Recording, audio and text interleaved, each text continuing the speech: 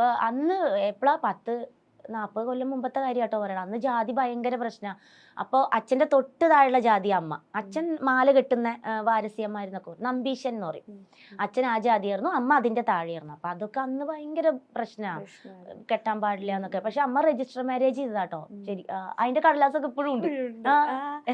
പിന്നീട് അവർ കോണ്ടാക്ട് ചെയ്തില്ല, അമ്മയുടെ ഫാമിലി ഒന്നും? ഇല്ല, അവർക്ക് അത് ഇല്ല. അവർക്ക് ഭയങ്കര ഇല്ല സ്നേഹിച്ചു പോവാന്ന് പറഞ്ഞാൽ അന്ന് ഭയങ്കര തെറ്റാണ്. എന്നുവെച്ചാൽ അമ്മയുടെ വീട്ടുകാരും അമ്മേനെ കല്യാണം കഴിച്ച് കൊടുക്കണം എന്നുള്ള ഒരു മനസ്സും ഉണ്ടായിരുന്നില്ല. അതുകൊണ്ടാണ് അമ്മ 30-32 വയസ്സ് വരെ അമ്മ വീടിന് വേണ്ടി കഷ്ടപ്പെട്ടു. ജോലിക്ക് പോവായിരുന്നു അമ്മ, വീട്ടുപണിക്ക്. 4ാം ക്ലാസ് മുതൽ അമ്മ വീട്ടു ജോലിക്ക് പോവായിരുന്നു. അമ്മയുടെ 4ാം ക്ലാസ്സിൽ പഠിപ്പൊക്കെ നിർത്തിയിട്ട്. അപ്പൊ അത് വിട്ടിട്ട് 30 വയസ്സ് വരെയും അമ്മ വീടിന് വേണ്ടി അമ്മയുടെ അനിയത്തിമാരൊക്കെ പഠിച്ചു. അവരൊക്കെ പഠിച്ച് ബോംബെയിലൊക്കെ ജോലിയായി, അവരൊക്കെ സെറ്റിൽഡായി. അവരുടെ അമ്മയുടെ അനിയത്തിമാർക്കടക്കം കല്യാണം ആലോചിച്ച് തുടങ്ങി. അപ്പോഴും അമ്മ പണിക്ക് പോയിക്കൊണ്ടിരിക്കുക. അമ്മേനെന്നാ കല്യാണം കഴിച്ചു വിടണമെന്നോ അങ്ങനെയൊന്നും ഒരു ചിന്തയുമില്ല. അപ്പോഴാണ് അച്ഛൻ വരുന്നത്, ഇഷ്ടാണ് എന്നും പറഞ്ഞ് അച്ഛൻ വരുന്നത്. അപ്പൊ അമ്മ വിചാരിച്ചു ഇതൊന്നും ഒരു രക്ഷപ്പെടലാവും. അത് പക്ഷെ എരിചട്ടിന്ന് പറചട്ടിയിലേക്ക് പോയി. എനിക്ക് പലപ്പോഴും തോന്നിയിട്ടുണ്ടേ, ഞാൻ പറയുന്നത് ശരിയാണോ എന്ന് അറിയില്ല. ഇനിയിപ്പോ അതിന് എത്ര കമന്റ്സ് വരും എന്ന് എനിക്ക് അറിഞ്ഞൂടാ. ഇപ്പൊ സിനിമാ നടികളായാലും അല്ല വേറെ ഏത് പെണ്ണുങ്ങളായിക്കോട്ടെ, 5-6 കല്യാണം കഴിച്ചു, 5 കല്യാണം കഴിച്ചു, 6 കല്യാണം കഴിച്ചു എന്നൊക്കെ പറഞ്ഞ് ജനങ്ങൾ കുറ്റപ്പെടുത്തുമ്പോഴും ഞാൻ ഒരിക്കലും ഒരു സ്ത്രീയും ഞാൻ കുറ്റപ്പെടുത്തൂല. എന്താണെന്നറിയോ, ഒരാൾ ഉപേക്ഷിച്ചു, ഓക്കെ, ഇവര് വിചാരിക്കുന്നത് അടുത്ത ആള് നമ്മളെ സ്നേഹിക്കുമ്പോൾ ഇയാള് നമ്മളെ നോക്കുമായിരിക്കും. അപ്പൊ നമ്മൾ അപ്പൊ എല്ലാരും ചിന്തിക്കുക, ഒരുത്തൻ പോയി പറഞ്ഞില്ലേ ഇത്, അങ്ങനെ വിചാരിക്കും. പക്ഷെ അല്ല, അത് നമ്മൾ മറക്കും ഓട്ടോമാറ്റിക്കലി.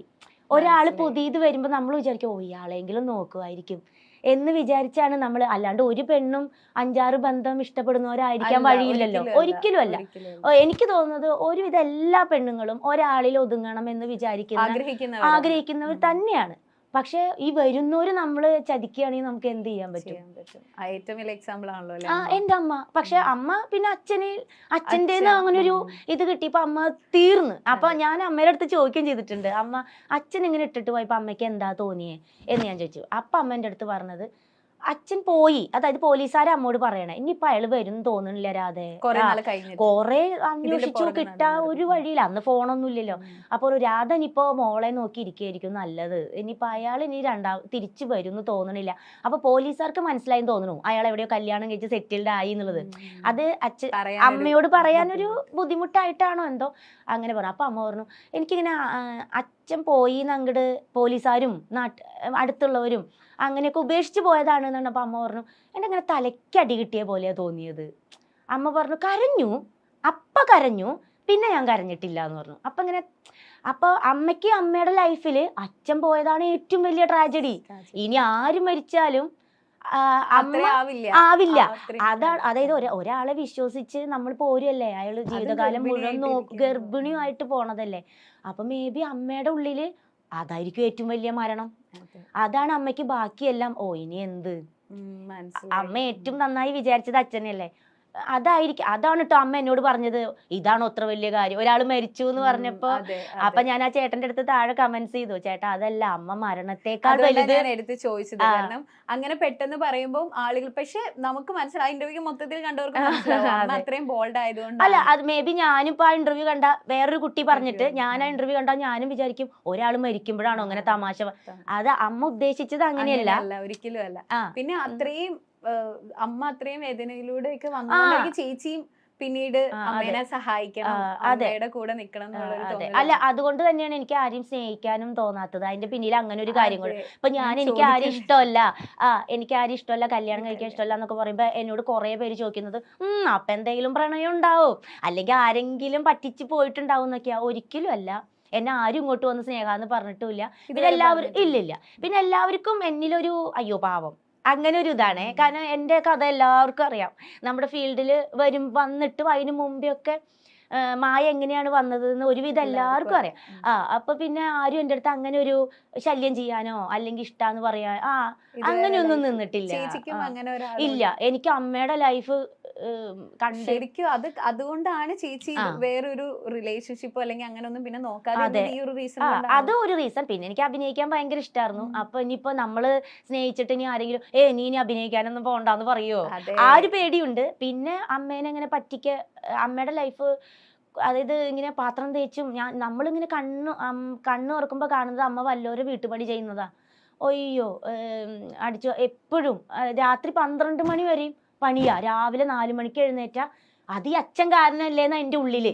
അച്ഛൻ ഇട്ടിട്ട് അച്ഛൻ ഉപേക്ഷിച്ച് പോയതുകൊണ്ടല്ലേ അമ്മ ഇത്രയും, അച്ഛൻ ഉണ്ടായിരുന്നെങ്കിൽ ഈ ഗതി വരില്ലായിരുന്നല്ലോ എന്നുള്ളില്. അപ്പൊ മേ ബി എന്റെ ലൈഫ് അങ്ങനെ അല്ലായിരിക്കാം ചിലപ്പോ. എനിക്ക് ചിലപ്പോ നല്ല ആളെ കിട്ടുമായിരിക്കാം. ഇല്ലെങ്കിൽ ഞാനും ഇതേ സിറ്റുവേഷനാണ്. എനിക്കൊരു കുഞ്ഞായിട്ട് അയാൾ ഇട്ടിട്ട് പോയാൽ ഞാൻ ഇനി എന്ത് ചെയ്യൂ? അതെനിക്ക് ചെറുപ്പത്തിലെ ഒരു പേടി ഉണ്ടായിരുന്നു. പിന്നെ കല്യാണം വന്നപ്പോഴും ഈ +1 +2 പഠിക്കുമ്പോൾ എനിക്ക് കുറെ കല്യാണങ്ങൾ വന്നിട്ടുണ്ടായിരുന്നു. കാരണം ഞാൻ അപ്പോഴൊക്കെ നല്ല ഹൈറ്റും വെയിറ്റാ. അപ്പൊ ഈ +2ന്റെ അതിനേക്കാളും കുറച്ചും കൂടെ ഒരു വലിയ കുട്ടിയാണെന്ന് തോന്നിക്കും. അപ്പൊ അങ്ങനെ കല്യാണങ്ങൾ അങ്ങനെയൊക്കെ വന്നിട്ടൊക്കെ ഉണ്ട്. പക്ഷെ അപ്പൊ നമുക്ക് വീടില്ല. പിന്നെ നമ്മളിങ്ങനെ വീട്ടു ജോലിക്ക് പോവാണ്, കയ്യിലൊന്നുമില്ല എന്നൊക്കെ അറിയുമ്പം വരുന്ന ചെക്കന്മാർക്ക് വലിയ പ്രശ്നമില്ല. ഫാമിലിക്ക് ഭയങ്കര പ്രശ്നമായിരുന്നു. വീടില്ലാത്തതും പിന്നെ അമ്മ മാത്രമേ ഉള്ളൂ, അതും അവർക്ക് ഭയങ്കര ഒരു ബുദ്ധിമുട്ടായിരുന്നു. പിന്നെ അതിനോടൊരു ഇത് അങ്ങ് പോയി. മുമ്പേ എനിക്ക് കല്യാണത്തിനോട് വലിയ താല്പര്യം ഉണ്ടായിരുന്നില്ല. അത് വേറൊന്നുമില്ല, കല്യാണങ്ങൾ എനിക്ക് ഭയങ്കര ഇഷ്ടാ, പ്രണയം ഭയങ്കര ഇഷ്ടാ. പക്ഷെ എന്റെ ഉള്ളില് ഇട്ടിട്ട് പോവോ എന്റെ ഉള്ളില് അത് നല്ലോണം ഉണ്ടായിരുന്നു. കാരണം അമ്മ അനുഭവിക്കുന്നത് നമ്മളല്ലേ കാണുന്നേ. അത് ഭയങ്കര. പിന്നെ എവിടെ ചെന്നാലും അച്ഛനില്ലേ ഈ ചോദ്യാണ്. അപ്പൊ അച്ഛൻ എന്ത് പറ്റി? അപ്പൊ നമുക്ക് മരിച്ചു എന്ന് പറയാൻ നമുക്കൊരു ബുദ്ധിമുട്ടാ. അപ്പൊ നമ്മള് പറയും ഇല്ല അച്ഛൻ ഉപേക്ഷിച്ചു. അതെന്താ ഉപേക്ഷിച്ചേ? അപ്പൊ ഇത് നിക്കില്ലല്ലോ, അതെന്താ പറ്റി അങ്ങനെ ഉപേക്ഷിച്ചേ? അതെന്താ കാര്യം? അങ്ങനെ അപ്പൊ പിന്നെ അന്വേഷിച്ചില്ലേ ഇങ്ങനെയുള്ള.